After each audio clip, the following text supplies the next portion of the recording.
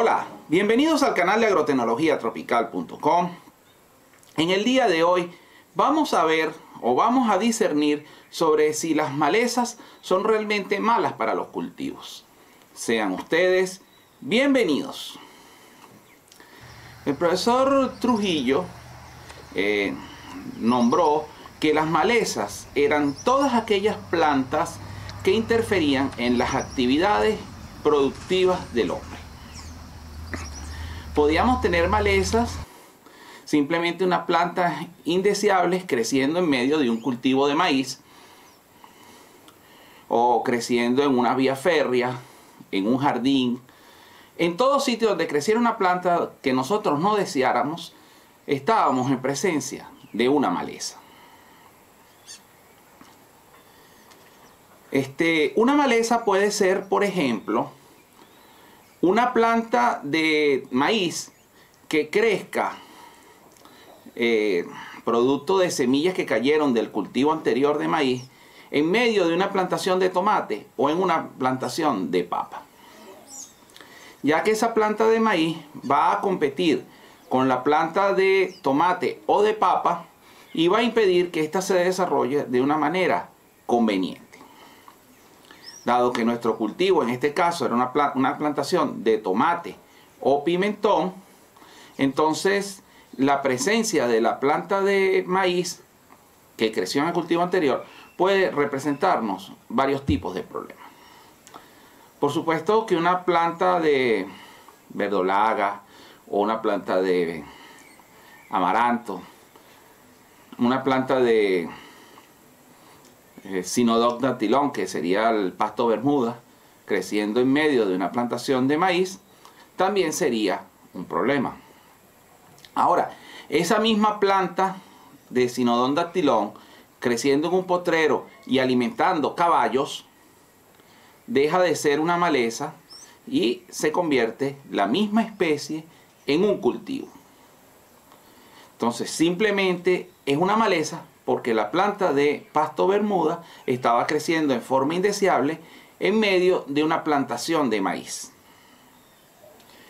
Hay una tesis que se manejó durante el siglo XX, después de la Segunda Guerra Mundial, donde se establecía que la presencia de malezas era completamente indeseable para el cultivo y había que suprimirlas prácticamente en un 100%.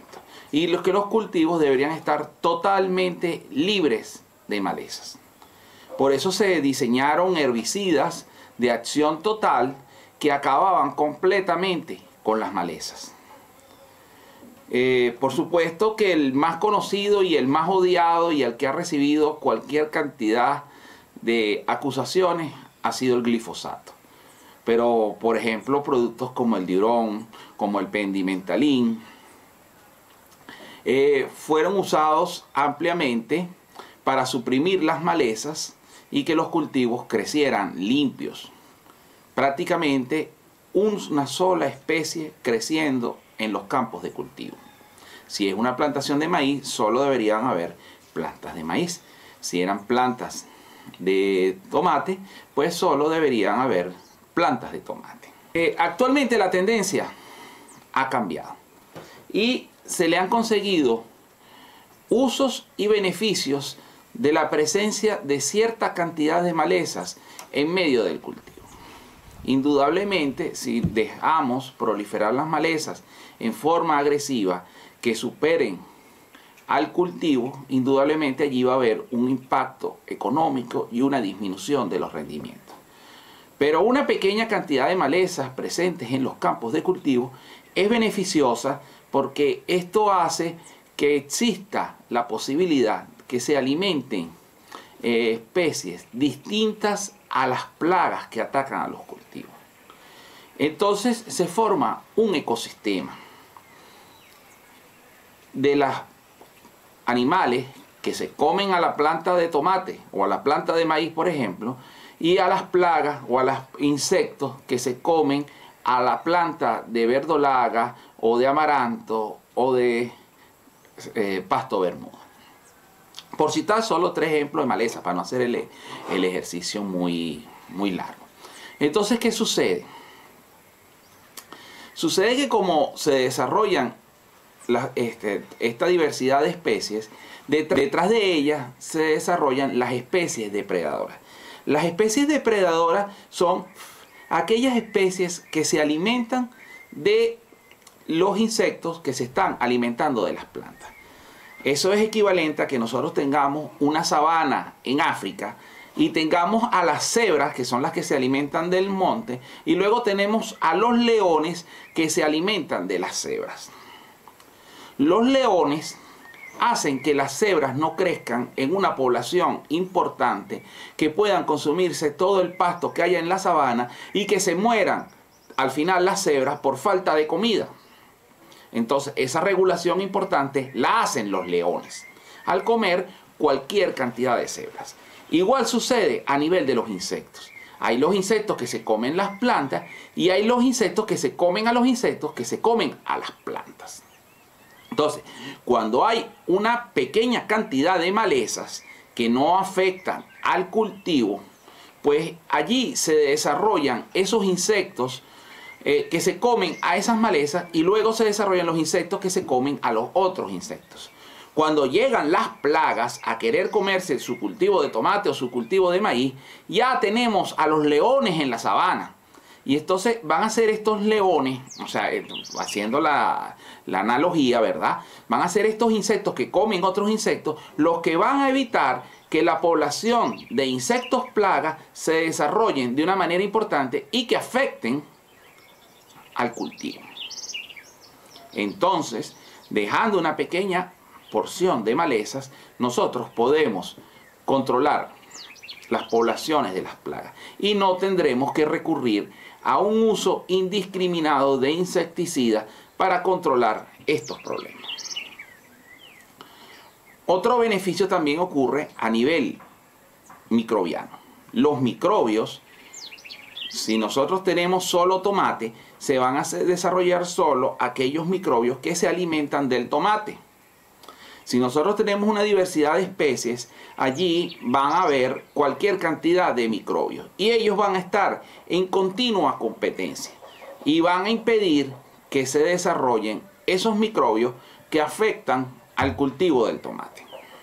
Entonces, la explosión de poblaciones de enfermedades a nivel del suelo se reducen cuando nosotros tenemos una diversidad de alimentos para las plantas, y eso lo representan las malezas que se desarrollan.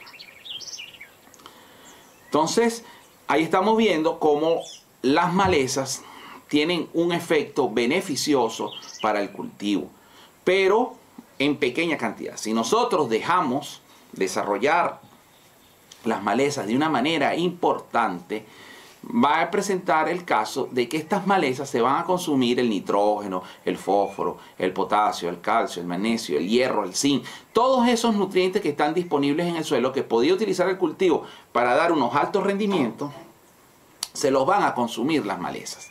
Y esos van a crear problemas en el desarrollo del cultivo. Igual va a suceder con el agua.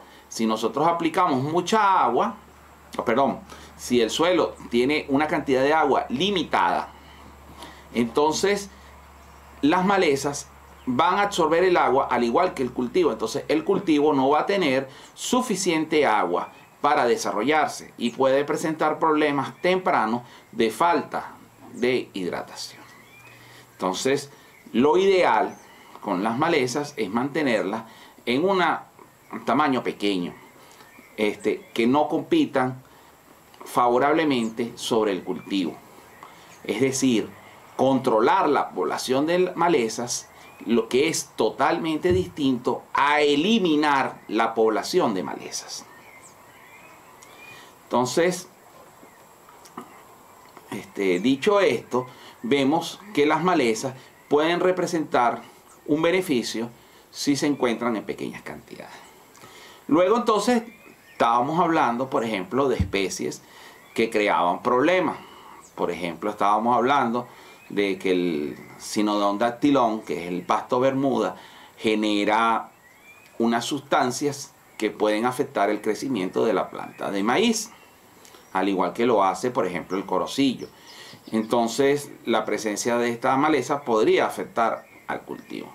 Ahora, si nosotros le conseguimos uso a estas malezas, entonces sí sería algo beneficioso.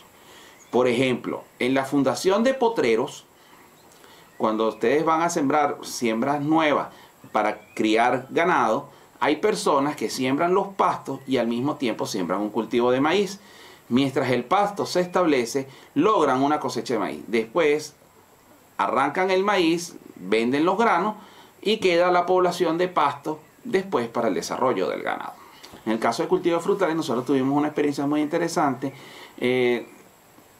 pastoreando ovejas en asociación al cultivo del limón. Entonces las ovejas se comían las malezas y mantenían la población de malezas bastante controlada. Entonces, de esta forma, una cosa que se convertía en un problema, que era la maleza, que había que gastar dinero para mantenerla controlada, dejaba de hacerlo. Y en este caso pasaba a ser algo beneficioso. Bueno, entonces la conclusión a decir si las malezas realmente es algo malo para el cultivo, la respuesta es sí y no. Sí, si las dejamos crecer en forma incontrolada, y no si limitamos el crecimiento de ellas a un punto que no afecta el desarrollo del cultivo. En un próximo video vamos a hacer una explicación sobre qué tanto debemos dejar crecer las malezas, para no alargar mucho Bueno, sin más que decir, así concluye otro video más del canal de agrotecnologiatropical.com.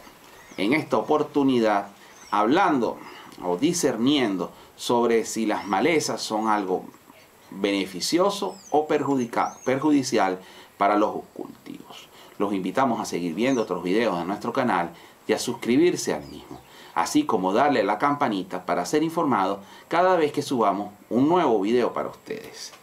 Finalmente, queremos recomendarles que conozcan nuestro sistema de información sobre agricultura, cuyo link vamos a dejar en la pantalla final de este video, probablemente por esta esquina, donde ustedes podrán suscribirse a él y por un sistema de correo electrónico recibir más información sobre lo que es nuestro programa de asistencia técnica para los agricultores.